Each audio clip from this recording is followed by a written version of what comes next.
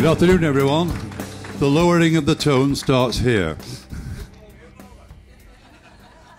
I've been trekking for the last 8 years or so, and I thought I'd just talk about the perils and pitfalls of trekking for the geriatric, using some of my own photos.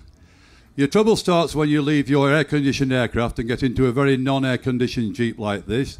You then travel for anything up to 2 days to the trailhead on roads that usually look exactly like this. When you get where you're going, it can be 35 degrees in the shade.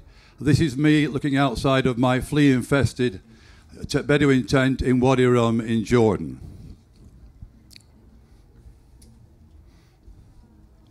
But rather more often, it's cold enough to freeze the proverbial upper brass monkey. This is Kanchenjunga, and for those of you who do pub quizzes, it's well worth remembering because it's the third highest mountain in the world. The wildlife can be problematic too. There's rattlers, there's bears, there's disgusting rucksack-ripping squirrels, but most of all, there's the truly revolting jungle leeches.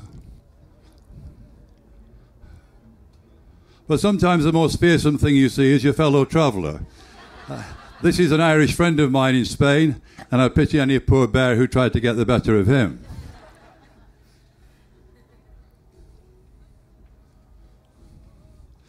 This is not apocalypse now. It is, in fact, someone being helicoptered off with altitude sickness. And if he thinks he's sick now, he'll be very sick when he gets his €4,000 bill for the 20-minute ride. And always remember, the food goes up and down the way you do. If you've been 5 days in the heat and the flies and the yak poo, so is your lunch.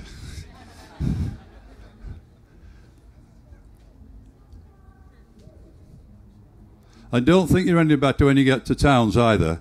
This butcher hasn't heard of a European Health and Safety Directive 4561. One of the reasons I tend to go vegetarian the minute I get off the plane. And of course, accommodation can be difficult, particularly for a 6'3" man in a 6-foot tent. The only thing that can be said for it at my age is it gets you used to what your coffee's going to be like. But there's always someone worse off than yourself. Here's a young lady carrying what I assure you is an average load up Annapurna, and if the rocks weren't at the bottom, you'd see she was doing it in flip-flops. But of course, especially at my age, as you start reaching camp, there are only 3 questions of any consequence. Are there any toilets? How disgusting are the toilets? And never mind how disgusting they are, me first for the toilets. And even when you get there, you have decisions to make. Do you want to do a 1 rupee activity or a 2 rupee activity? But of course, as my Sherpa friend says to me, Roger, when you get behind that door, they don't know any different. And if bodily functions weren't difficult enough at 17,000 feet, some people obviously like to make a challenge of it by standing on the seat to do it.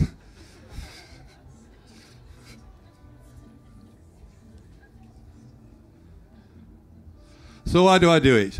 It's absolutely fabulous. The sense of satisfaction is terrific. This is me at just above Everest Base Camp, and yes, I did feel pretty good. Terrific day. Or maybe it's the scenery. You can go all the way from the top of the world, like the rugged rocks of Torre del Paine, like Broken Teeth, all the way down to the bottom of the Grand Canyon, where surprisingly you can be on your own quite a lot.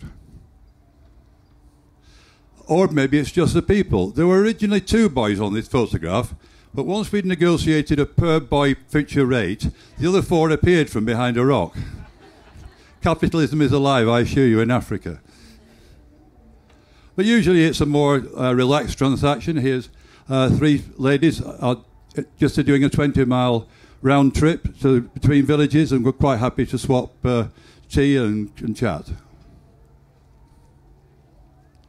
And also you get offers that you simply don't get on the National Health. Did I take advantage of it? No. Are my eyes still watering at the thought of it? Yes. And then, of course, I like to obey local customs as much as the next man. But, you know, there comes a point when you just know you've gone one step too far and it's really time you turned around and went home, which incidentally is what I'm going to do now. Thanks very much indeed for listening.